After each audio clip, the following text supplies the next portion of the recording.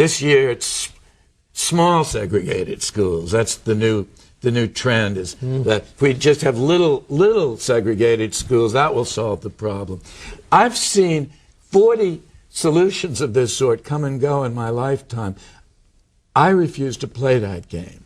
I'm 69 years old, and I'm not going to spend the rest of my life helping to polish the apple of apartheid schooling. I want to live to see a mass uprising of conscience among good people of all political beliefs, of good people acting out of basic Judeo-Christian values of fair play. I want to see an uprising of people who won't try to polish the image of apartheid, have slightly higher scores in apartheid schools. I want to see an uprising of people who will defend the honor of this country by waging an all-out attack on educational and residential segregation. And that means another civil rights movement.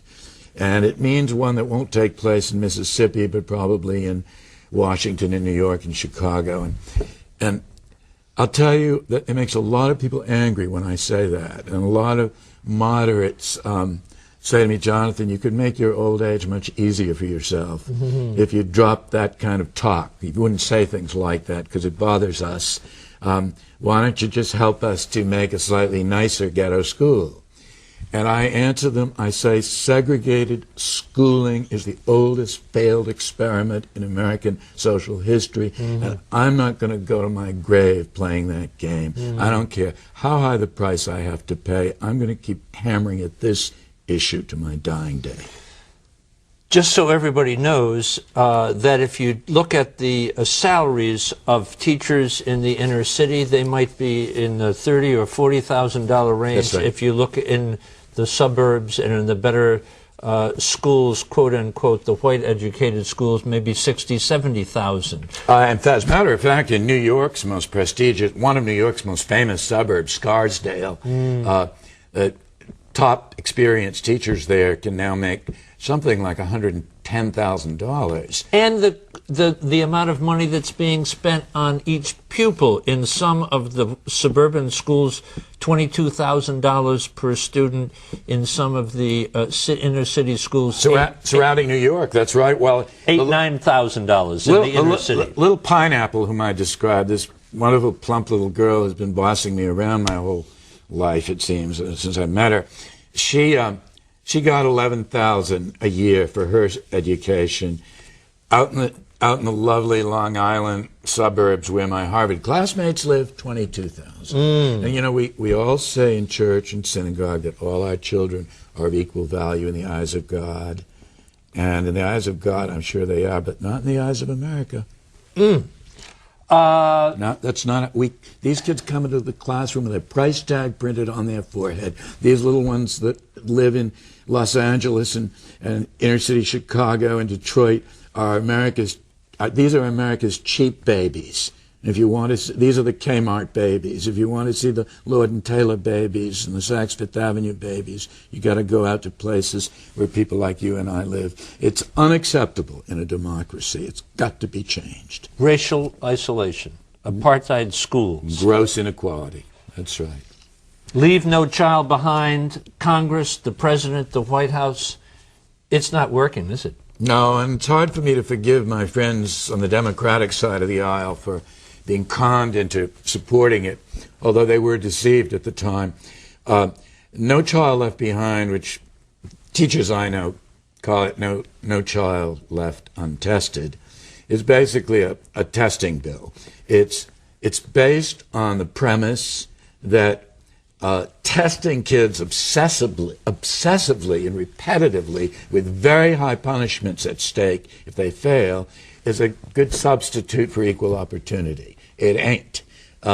Tests do not teach reading. Only good and well-paid teachers do. And I thought it was... No Child Left Behind, by the way, has been a failure in measurable terms because since it was enacted, the gap between black kids and white kids' achievement levels has increased.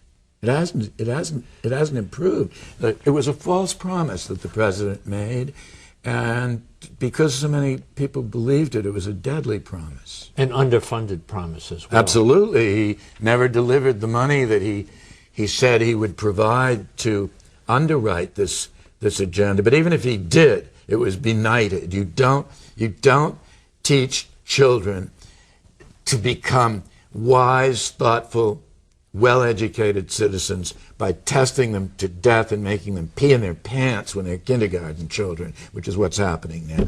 One district has even canceled nap time for its kindergarten babies, so they have more time to drill them for tests.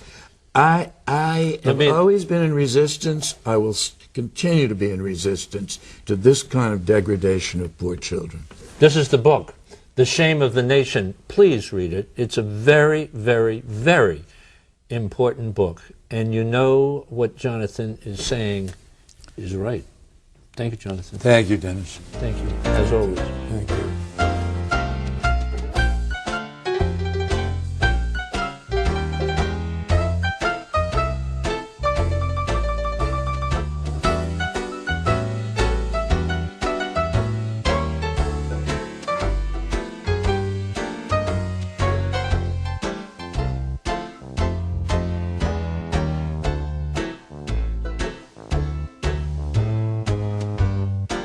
Dennis Holy is the author of The Miracle of Change, available at local bookstores.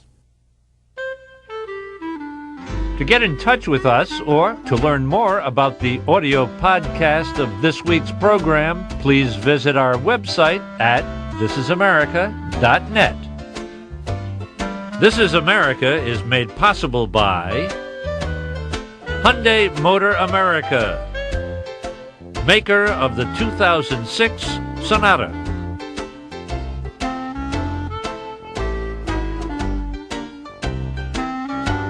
The National Education Association, the nation's largest advocate for children and public education.